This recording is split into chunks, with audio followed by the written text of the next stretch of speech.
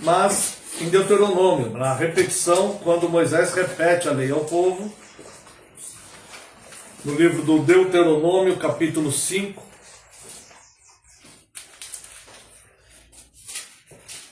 Moisés ele repete a lei e nós vamos ler neste momento como foi este evento. Deuteronômio capítulo 5.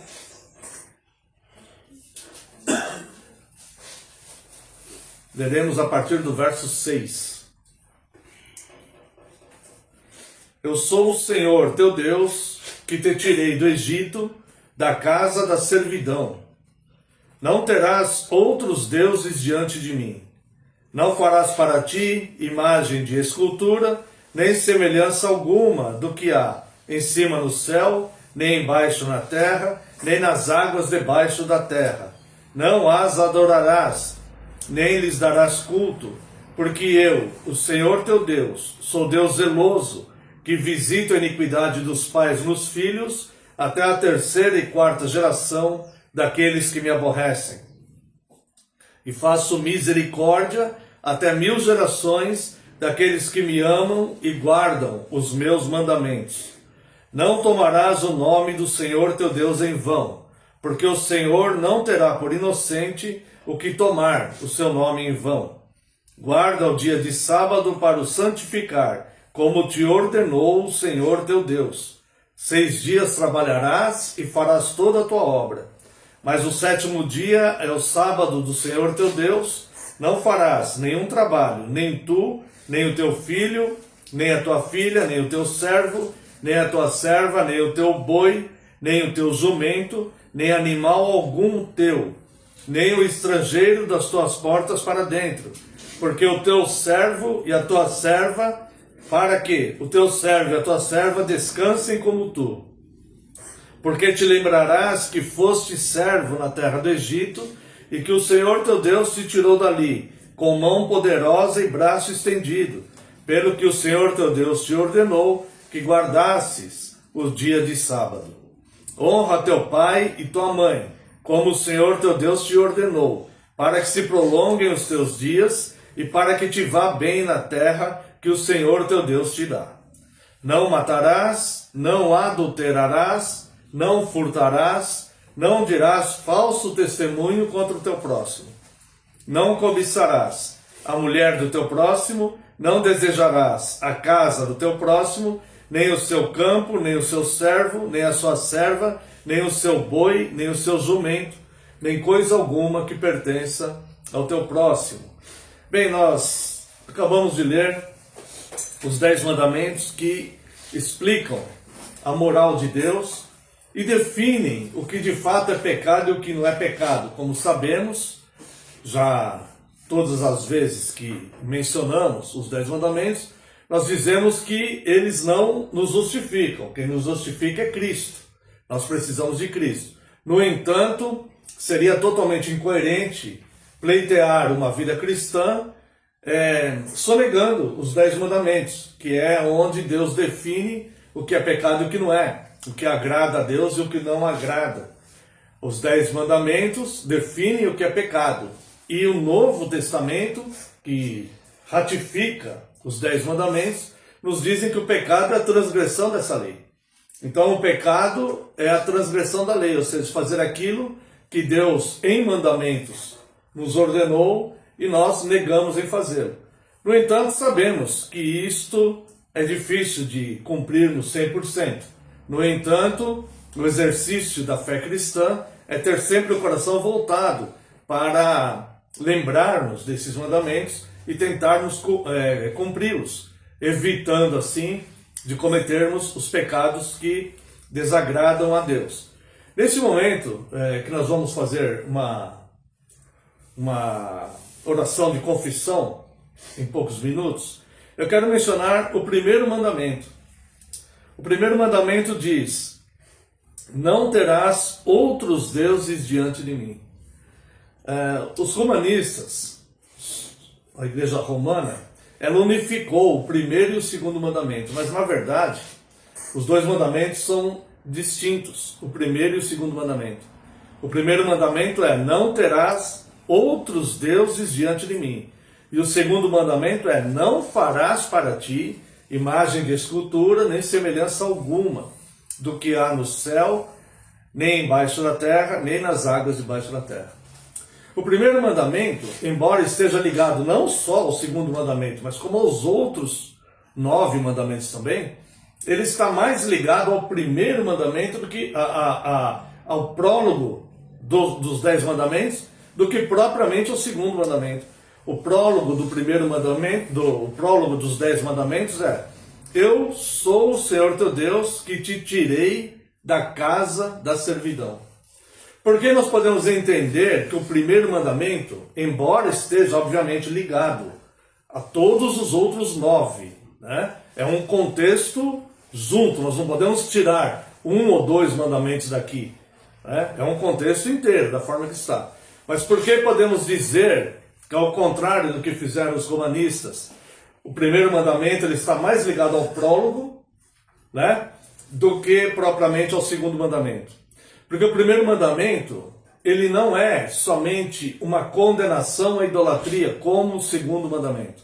O segundo mandamento é uma proibição expressa de criar o seu próprio Deus, né? Fazer uma imagem para adorá-la, para representar a divindade, fazer com suas próprias mãos aquilo, né? O primeiro mandamento também vai levar a isso, claro, porque não terás outros deuses diante de mim. Mas ele está mais ligado ao prólogo, porque além de o primeiro mandamento ele evitar a idolatria contra Deus que ofende a Deus, ele também protege o fiel da loucura e da insensatez. Eu quero convidar os irmãos a uma leitura no livro de Isaías para explicar isso com as palavras do próprio Deus. Por que evitar que o fiel caia na loucura e na insensatez? Vamos analisar com a própria palavra do Senhor, Isaías capítulo 44. Nós vamos ler aqui os versos...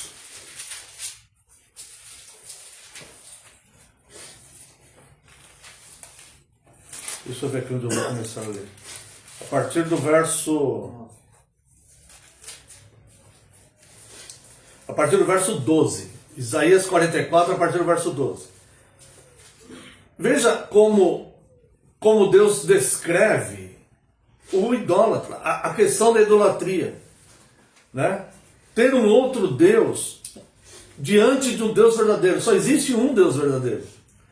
Então, para nos preservar da loucura e da insensatez, o primeiro mandamento também está fundamentado. Revela o amor de Deus por nós também. Não só uma exigência de Deus. Não que Deus queira ser adorado em meio a outros milhares de deuses que existem. Não, é que Ele é o único Deus. Só Ele é o Criador das coisas. Tá? E Ele nos preserva de cairmos nesta loucura. Veja como Ele descreve a questão da idolatria aqui. Verso 12. O ferreiro faz o machado, trabalha nas brasas, forma um ídolo a martelo e forja-o com a força do seu braço. Ele tem fome e a sua força falta, não bebe água e desfalece. O artífice em madeira estende o cordel e com o lápis esboça uma imagem.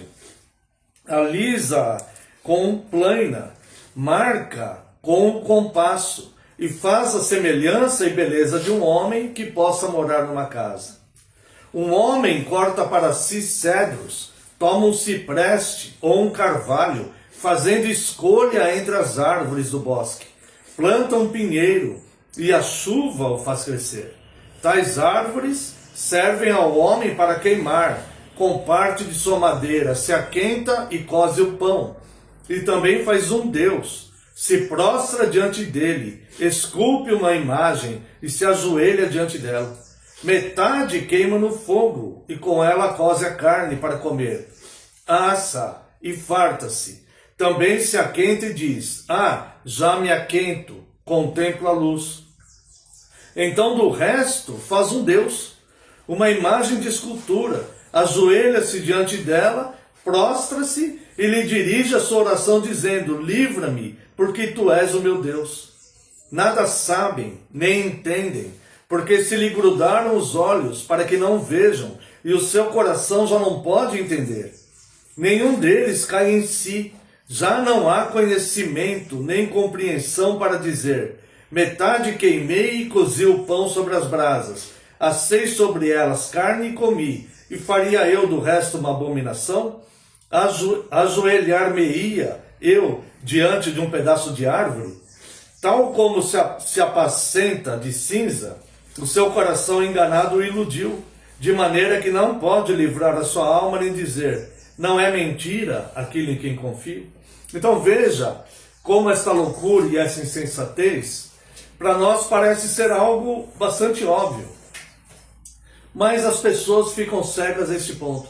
Com a mesma madeira que pode ser usada para uma lenha, para aquecer, para cozinhar um pão, para cozinhar uma carne, ele faz um Deus, se ajoelha diante desse Deus e diz: tu és o meu Deus, me livra. Essas pessoas, Deus fala, essas pessoas não entendem. Os olhos delas estão como que grudados, que não podem ver. Eles não caem em si. Quando diz esse termo não caem em si, quer dizer que estão na insensatez, na loucura. Eles não conseguem ter ideia. Eles criaram um ídolo, uma imagem com suas próprias mãos. Seja o ferreiro, seja o ourive, seja o carpinteiro. Ele esculpiu uma imagem com as suas próprias mãos, de um objeto inanimado. Eles não têm ideia da grande inteligência de um Deus que criou o universo, que criou os neurônios, que criou os seres vivos, que criou os animais. Cada um desses animais, de forma peculiar, que possuam elementos em si mesmo para providenciar a sua subsistência ali, seja no frio, seja nos caminhos que eles percorrem. A sua anatomia, ela é bem definida para proteger e dar vida a esses animais. Eles não conseguem entender que a corça, ela não pode dar cria a um filhote nas montanhas se Deus não der a ordem para que isso aconteça. Então, de fato, o primeiro mandamento, ele não só nos proíbe a idolatria para não ofendermos a Deus, mas ele também nos preserva de cairmos na insensatez e na loucura, pois só existe um Deus, e nós dependemos desse Deus para viver. O apóstolo Paulo chega a dizer que nele nós vivemos e nele nós nos movemos. Ou seja, Deus é tudo em todos e será tudo em todos no paraíso que Deus tem criado para nós. Então, o primeiro mandamento ele deve ser observado de forma inteligente, de forma racional. Ou seja, em primeiro lugar, eu não quero desagradar o meu Deus. De forma racional e inteligente, nós vamos pensar: eu não quero desagradar a Deus, né, por gratidão.